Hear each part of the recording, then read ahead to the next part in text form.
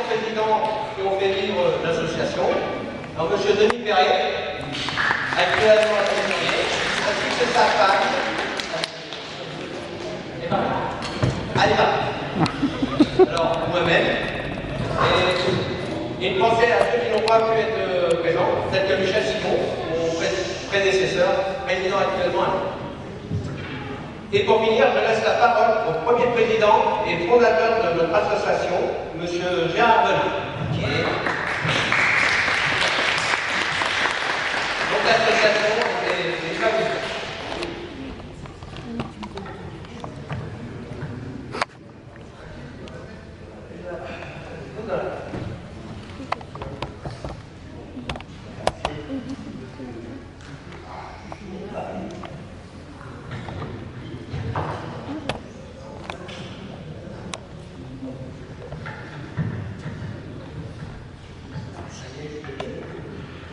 Eh bien, bonjour tout le monde.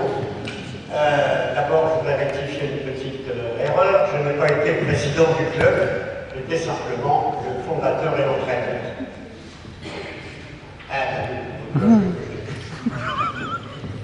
Alors là, j'en ai deux feuilles recto verso écrit serré, et après j'approfondis. Donc là, je cherche à voir. Bien. Quand je suis arrivé à Cesson en 1973, je n'imaginais certainement pas fonder un club d'aïkido. Et quand après quelques péripéties, nous avons mis sur pied le Cercle intercommunal d'aïkido, le CIA, j'imaginais encore moins fêter un jour les 40 ans d'existence. À mon devis. Pourtant, aujourd'hui, nous sommes tous réunis ici, un peu comme les descendants d'une même famille, dont les ancêtres auraient plus de 75 ans. C'est en effet une ambiance un peu familiale qui s'est instaurée petit à petit dans les vestiaires et sur le tatami. Ce n'est pas mon Denis qui me contredira. Au début de notre arrivée à Cesson, je parle de Monique, mon épouse et moi-même.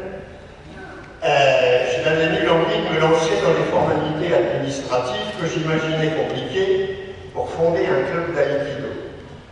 Je suis donc allé trouver en toute confiance le professeur de judo en place pour lui demander s'il était d'accord d'inclure dans son club une section aïkido. C'est ainsi que ça se passait pour le grand nombre de clubs de notre discipline. On allait trouver le professeur de judo, on lui disait est-ce que vous voulez qu'on fasse une section aïkido? C'était oui ou c'était non. Et là, ça a été non. Pour dire la vérité, nous avons même été très mal reçus. Il a donc fallu trouver une autre solution. C'est le maire de Versailles qui nous la procurera. Qu'il soit remercié ici, M. Ormanette, ex-maire de Versailles, ex-haut commissaire en Nouvelle-Calédonie. Il fallait passer par la constitution d'une association et faire une demande officielle à la mairie pour partager la salle et le tatami, ce qui fut fait. Nous avons commencé avec quelques pères de famille de ma rue, que j'ai recrutés en faisant du porte-à-porte, un commandant de bord d'Air France, deux informaticiens, un électricien de chez Peugeot, et le dernier, j'ai malheureusement oublié ce qu'il faisait.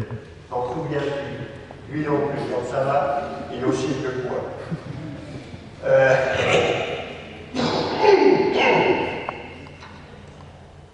Peut-être que Denis s'en souvient, et bien il ne s'en souvient pas. Nous avions un président, un secrétaire, un trésorier et deux membres. C'était suffisant pour fonder une association. Les statuts furent fournis par la fédération.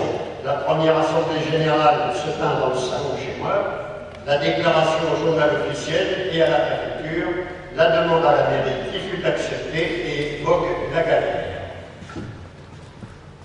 Le premier entraînement, je tiens à employer ce terme, d'entraînement et non de leçon, car je n'avais pas le diplôme de professeur, je ne l'ai toujours pas, qui était demandé par la fédération, et je dois aujourd'hui l'avouer avec une grande honte à ceux qui ne l'ont pas déjà deviné.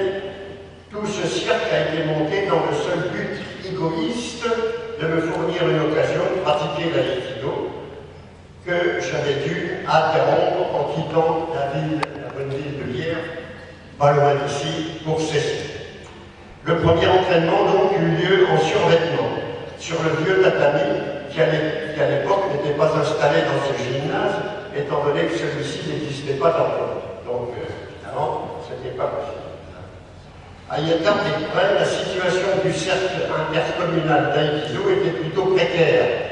5 malheureux pèlerins sur le tapis, l'hostilité déclarée des dirigeants du club de judo dont l'un était un élu de la mairie, une discipline quasiment inconnue, la vie ne tenait, comme on dit, qu'à un fil. Mais ce fil s'est révélé solide. Et il s'est révélé solide pendant cette première année. À la rentrée, c'était déjà un vieux club avec ses petites habitudes. Le fonctionnement en était entièrement gratuit, sauf la licence, car la mairie prêtait la salle et le tatami sans rien demander. Je pense que la raison de notre réussite dans ces premières années de fonctionnement tenait beaucoup plus à cette gratuité qu'à la qualité de l'entraîneur. L'ambiance, faut-il le dire, était des plus détendues, ce qui a contribué à amener quelques joyeux compères et à nous faire une petite réputation auprès des jeunes. Des blagues et des jeux de mots débiles parsemaient l'entraînement sans pour autant nuire au travail.